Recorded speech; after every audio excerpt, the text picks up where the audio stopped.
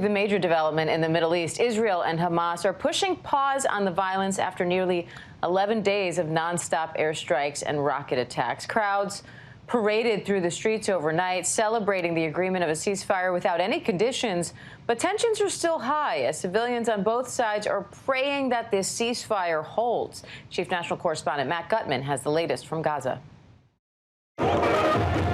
Overnight celebrations in the Middle East, thousands parading through the streets, honking, whistling, shouting from the rooftops. This morning, they're swapping airstrikes and rockets for fireworks. That is Hamas and Israel agreed overnight to what Hamas confirmed was a mutual and simultaneous ceasefire agreement reached in the Gaza Strip. For 11 straight days, Israeli and Palestinian citizens knew one thing: both sides trading fire from the air and destruction as casualties piled up. At least 260 Palestinians killed in the West Bank and Gaza, over 3,300 wounded. 12 killed in Israel and about 350 wounded. The agreement following days of pressure from world leaders. President Biden had 6 calls with Israel's prime minister on Wednesday demanding a de-escalation today. I believe the Palestinians and Israelis equally deserve to live safely and securely and to enjoy equal measures of freedom, prosperity, and democracy. More than 70,000 in Gaza bombed out of their homes as this morning they continue to bury their dead. 11-year-old Dima Isala, one of the last victims of this conflict. Her mother, Dunya, clutching the girl's backpack containing her daughter's toys, saying she was afraid of the bombings. In Israel, those sirens wailing throughout the day. We're going to go in here with Sigal.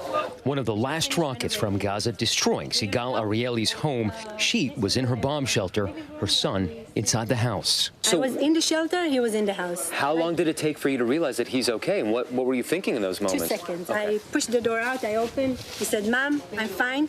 Calm down. Take a deep breath." What's that feeling like? Wow.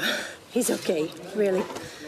No other words. The quiet in the Mideast replaced with violence in the U.S., pro-Israel and Palestinian groups clashing in the streets of New York City.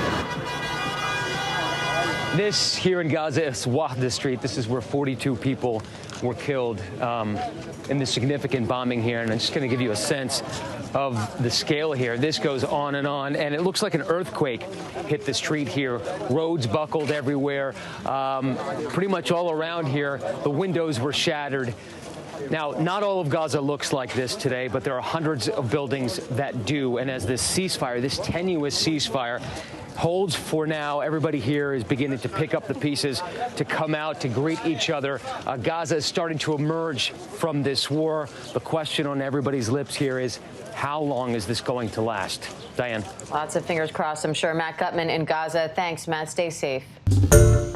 Hi, everyone. George Stephanopoulos here. Thanks for checking out the ABC News YouTube channel. If you'd like to get more videos, show highlights, and watch live event coverage, click on the right over here to subscribe to our channel. And don't forget to download the ABC News app for breaking news alerts. Thanks for watching.